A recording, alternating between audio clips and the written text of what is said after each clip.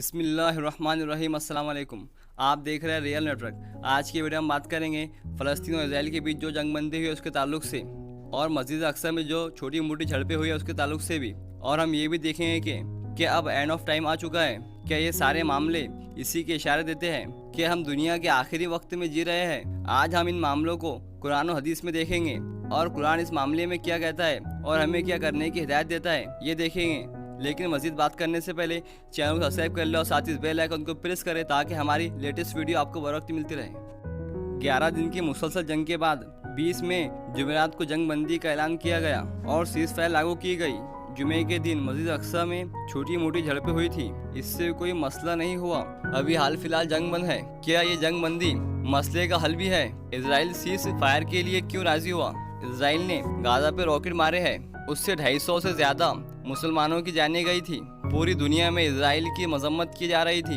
अगर इजराइल मजीद जंग शुरू रखता था और जाने जाती थी और अमेरिका पर मजीद प्रेशर पड़ता था कि इजराइल फलस्तीनियों पर इतना जुल्म कर रहा है और तुम खामोश खड़े हो। पहली बात, जंग बंद करने का दूसरा राज ये भी हो सकता है कि आपने सुना होगा कि अमेरिका ने इजराइल को 735 मिलियन डॉलर का असला बेचा था। मसला ये नहीं कि अमेरिका ने इजराइल को हथियार बेचे हैं, मसला यह है कि इतने सारे हथियार कब बेचे गए। ये बेचे गए हैं अप्रैल के एंड में, यानी पिछले महीने के आखिर में, और फ़लस्तीन और इजराइल का मसला शुरू हुआ था 12 मई को। इसका मतलब ये सब पहले ही तय था। इनको पता था कि हम फ़लस्तीन पर जुल्म करेंगे और उनको यरूशलेम से निकालेंगे तो फ़लस्तीनी कैसे रिएक्ट करेंगे और हमको ज़्यादा हथियारों की ज़रूरत पड़ेगी। इसीलिए इन्होंने पहले से ही हथियार खरीद लिए थे। मगर उनको क्या मालूम था कि हमास इतनी जल्दी इतना तगड़ा रिएक्ट करेगा। ऐसा हो सकता है कि इनको हथियारों की कमी पड़ चुकी हो, तो ये जो डील हुई थी उसके हथियार आने तक इंतज़ार कर रहे हो। ये बात तो तय है कि इजराइल कभी भी हार नहीं मानेगा। अब ये जंग इतनी जल्दी ख़त्म नहीं होने वाली। ये जंग इजराइल फ़लस्तीन गाज़ा से होते हुए अब लिबनान तक पहुँच चुकी है। लिबनान ने इजराइल पर रॉकेटों की बरसात कर दी थी। ये लिबनान वही है जिसकी आवाम कुछ दिन पहले सरहदें तोड़कर फ़लस्तीन में इजराइलियों से लड़ने पहुंची थी। हिजबुल्लाह भी अब इसमें कूद चुका है और इससे पीछे से ईरान सपोर्ट कर रहा है। उधर पुतिन ने इजराइल से साफ साफ कह दिया है कि इजराइल ये सब रोक दे, अगर नहीं रोका तो ये मेरे बॉर्डर तक आ पहुंचेगा, फिर मैं इसको दिफा करूंगा। ये खेल अभी बहुत बढ़ने वाला था। एक ये भी वजह हो सकती है कि इजराइल को जंगबंदी करने को मजबूर करे। इजराइल भले ही कितनी भी प्लानिंग कर ले, मगर सबसे अच्छी प्लानिंग अल्लाह ही करता है। डूब मरना चाहिए इन मुस्लिम हुक्मरानों को कि ये मस्जिद अक्सा को बचाने के लिए कुछ नहीं कर रहे, और डूब मरना चाहिए उनको भी जो इनको अपना हुक्मरान मानते हैं। ये सबके सब सेकुलर हुक्मरान हैं, ये कुछ नहीं कर सकते।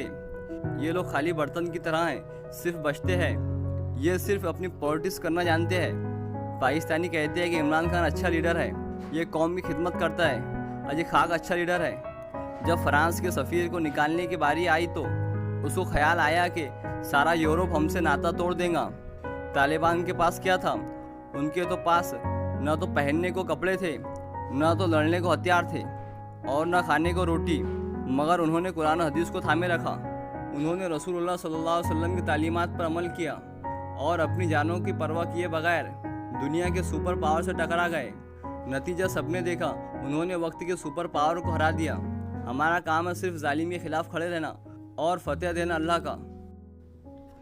अल्लाह कुरान में फरमाता है कि हमने बैतुल मुक़द्दस के आसपास बरकत रखी है, और इस्लाम में मक्का और मदीना के बाद तीसरी मुक़द्दस जगह मस्जिद अल-अक्सा है। अल्लाह के रसूल ने जब मेराज का सफ़र किया तो मस्जिद अल-अक्सा से ही किया था। पहले आप मक्का से मस्जिद अक्सा तक बुराक पर गए और वहाँ से फिर आपका सफ़र शुरू हुआ। मस्जिद अक्सा मुसलमानों का पहला किबला भी है। इस ज़मीन को अम्बियाओं की ज़मीन भी कहा जाता है। इजराइल के सारे मामलों को अल्लाह कुरान में फरमाता है। अल्लाह फरमाता है कि हमने उनको पूरी दुनिया में फैला दिया। 17वीं सदी में जब टाइटस ने हैकल पर हमला किया तो यहूदी पूरी दुनिया में फैल गए। इन्होंने पूरे 2000 साल तक मार खाई। कोई अमेरिका चला गया, कोई जर्मनी, कोई फ्रांस, ये पूरी दुनिया में फैल गए। कोई सोच सकता था कि ये फिर से यरूशलेम आके बसेंगे। 1948 में जब यहूदी यहाँ आके बसे तो कुरान की एक पेशन गोई पूरी हुई। हमने उस पर कोई गौर ही नहीं किया। बनी इसराइल आयत नंबर 104 में अल्लाह फरमाता है कि इसके बाद हमने बनी इसराइल से फरमा दिया था कि इस सरजमीन पर तुम रहो सहो। हाँ, जब आखिरत का वादा आएगा तो हम तुमको समेट लपेट कर ले आएंगे।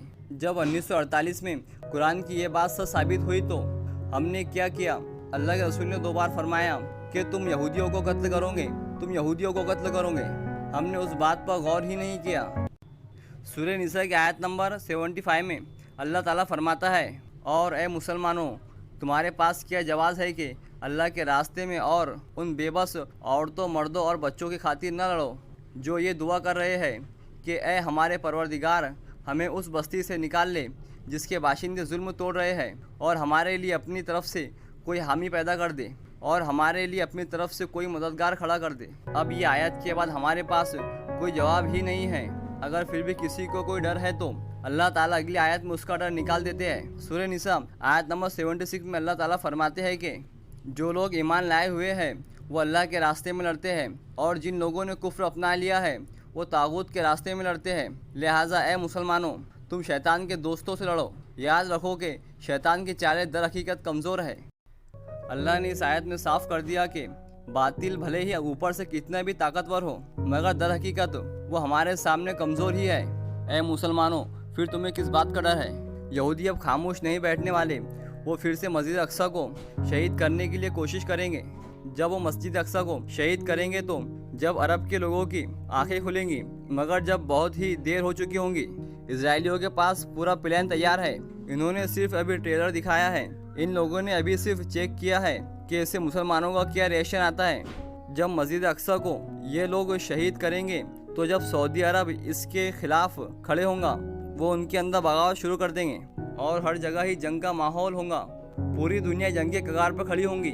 तभी इमाम मेहदी का ज़हूर होगा। इमाम मेहदी के आने के 7 महीने के बाद दज्जाल निकल आएगा। ये ज़माना बहुत ही फितने वाला होगा।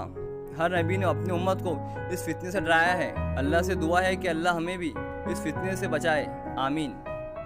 दोस्तों, आज की वीडियो में इतना ही। वीडियो अच्छी लगने में वीडियो को लाइक करें, चैनल को सब्सक्राइब कर लें और साथ ही इस बेल आइकन को प्रेस करें ताकि हमारी लेटेस्ट वीडियो आपको बरकती मिलती रहे।